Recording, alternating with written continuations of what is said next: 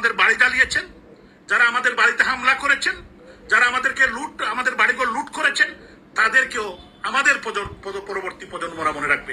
যারা 32 নম্বরে আগুন লাগিয়েছেন, যারা 32 নম্বর লুট করেছেন, যারা গণভবন লুট করেছেন, তাদেরকেও মনে রাখবে।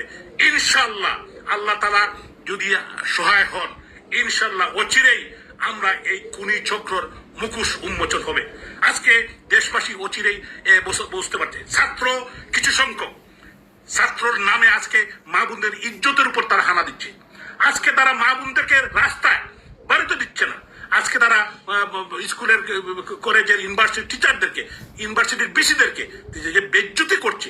আমি বিবেকবান মানুষ যারা আছেন, আপনারা জানেন আমি অনেকটা ইমোশনালি কথা বলছি, আমার হয়তো ভুল ত্রুটি হতে পারে, আপনাদের সন্তান আমি কিন্তু এই কথাগুলো বলছি মনের দুঃখে বলছি। আজকে কিন্তু প্রত্যেকটি এলাকার মানুষ আজকে অসহায়, তারা কেউ শান্তিতে